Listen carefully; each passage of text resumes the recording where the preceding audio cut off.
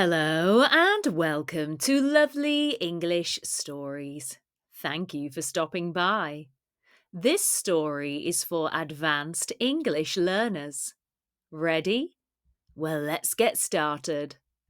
This C1 English story is called From Stress to Slow Living. Anna and Andrew had spent 12 years immersed in London life, chasing careers that demanded long hours and constant energy. Anna worked as a financial advisor, dealing with clients with complex portfolios, while Andrew built his career as a corporate lawyer. Their days were consumed by meetings, deadlines, and late trains home. Life in the capital was stimulating, but it was also exhausting, and their children were growing up in the margins of their schedules. One evening, after missing yet another school play, they admitted what had been obvious for a while. Something had to give. The solution, surprisingly, came through property. Their two-bedroom flat in North London had risen in value to well over £700,000. It was a remarkable sum for a space that barely fit their family of four. By contrast, in Cornwall, they found they could buy a detached house with a garden, spare bedrooms, and space to breathe. The contrast between the cramped city flat and the houses available in the countryside was stark, and suddenly the possibility of starting over felt real. Letting go of London was not simple. They had built their adult lives there. It was where Andrew had moved for university, where they had met, and where they had forged careers and friendships.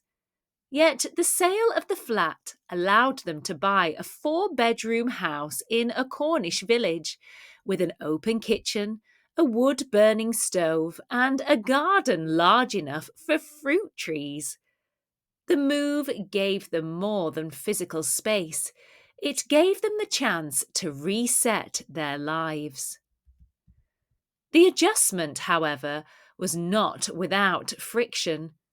In London, everything had been immediate. Shops open late into the night, transport options on every corner, museums and restaurants just a short journey away. In Cornwall, the nearest supermarket required a half-an-hour drive. Buses were infrequent, and nights were so quiet that at first the silence felt unsettling. What had once been convenience was now absence, and they missed the speed of the city. They gave up their high-powered jobs and went back to university in Cornwall.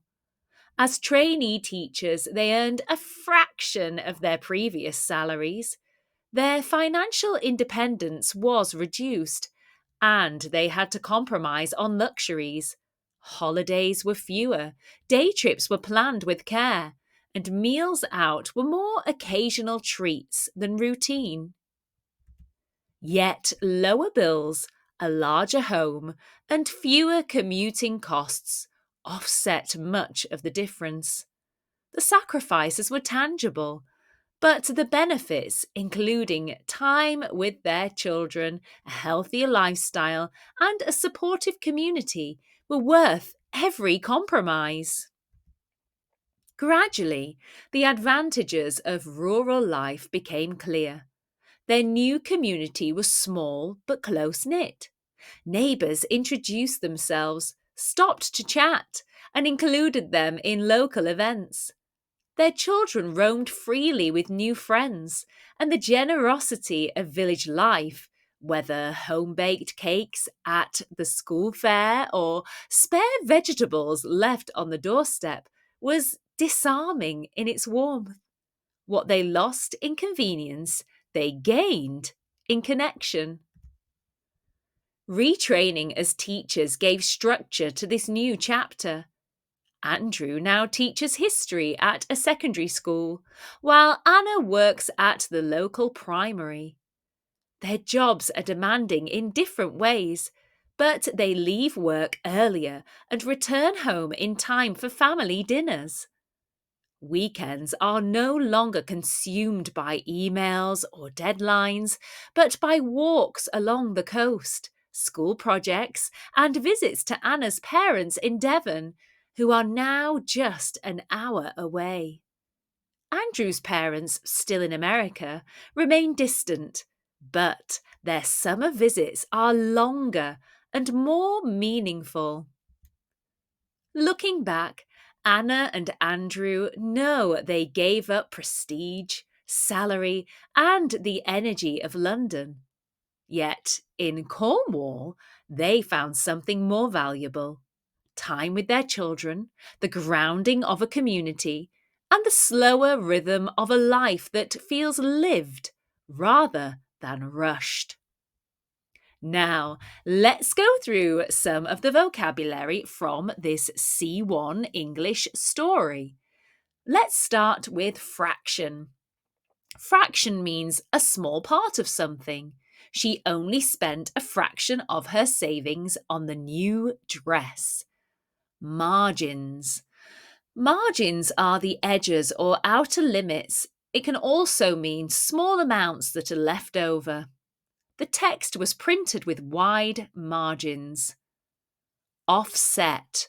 To offset means to balance or to counteract something. The extra income helped offset their monthly expenses. Advisor. An advisor is a person who gives advice in a particular area.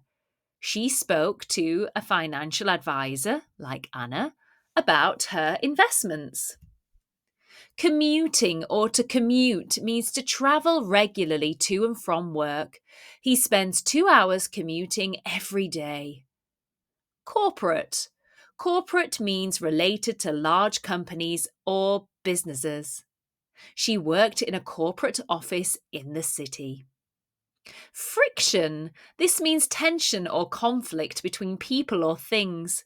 There was some friction between the two teams. Occasional. This means to happen sometimes, but not regularly. We have occasional meetings with our neighbours.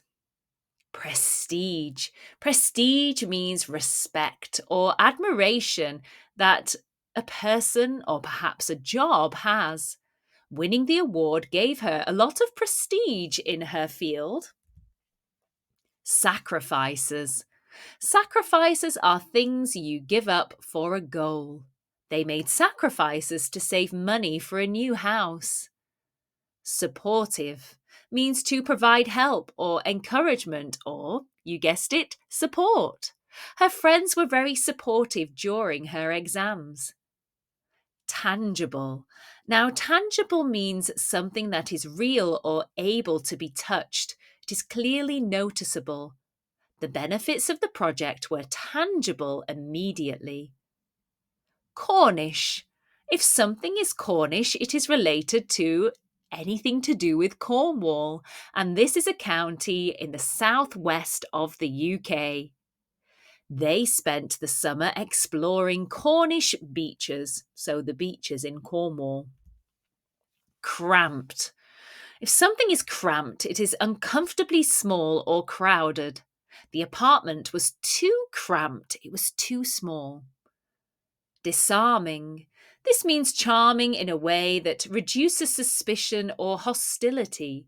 His smile was disarming and made everyone trust him. Forged.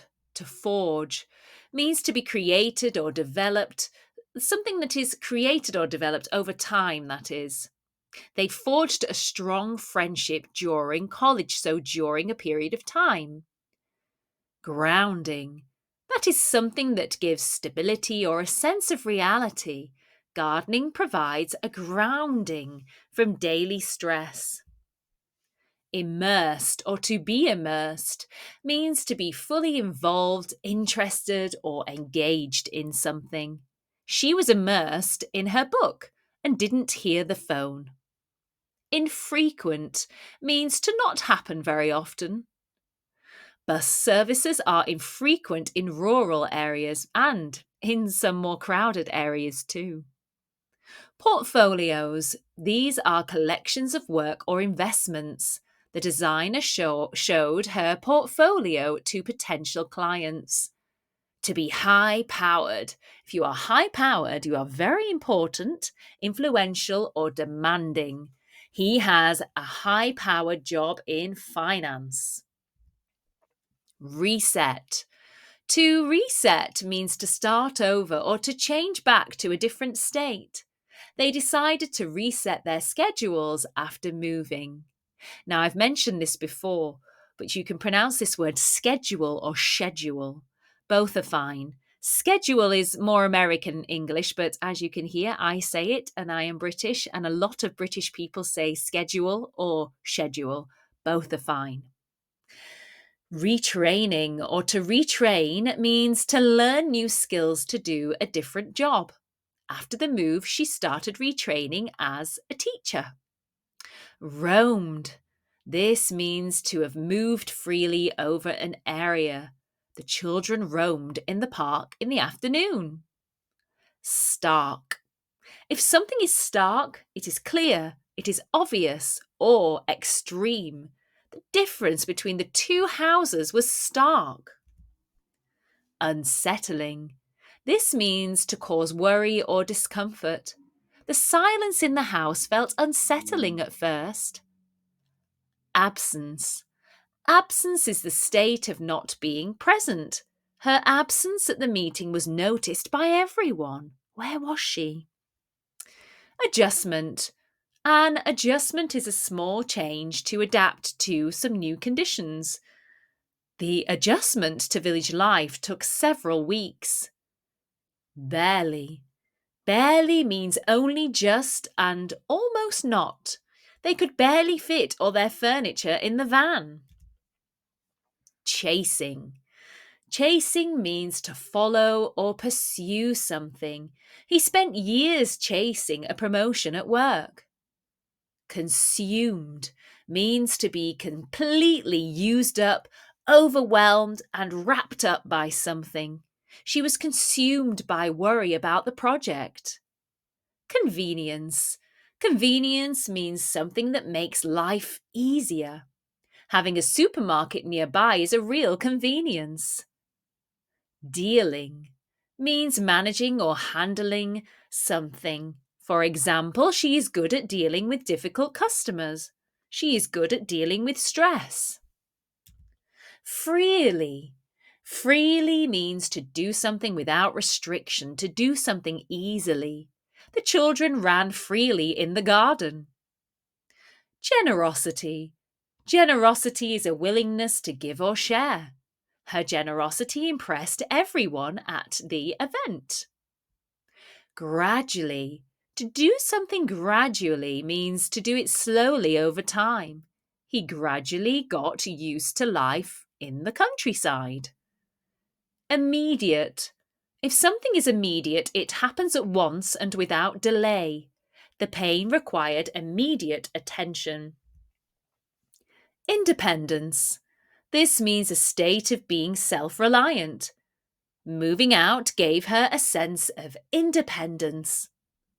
Meaningful means to have importance or purpose or meaning. They had a meaningful conversation about their future.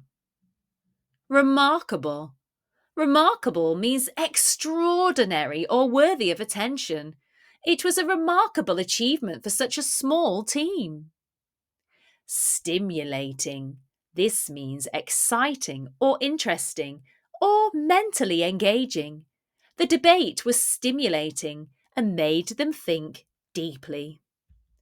We hope you enjoyed this lovely English story and the vocabulary explanations. Thank you for stopping by. If you'd like to support the channel, you can find out more in the description box below and become a lovely English supporter. And don't forget to like, subscribe and share. Get productive and check out our language learning productivity packs on Etsy, but please do not forget to use code YouTube10 and then you'll get 10% off. See you soon!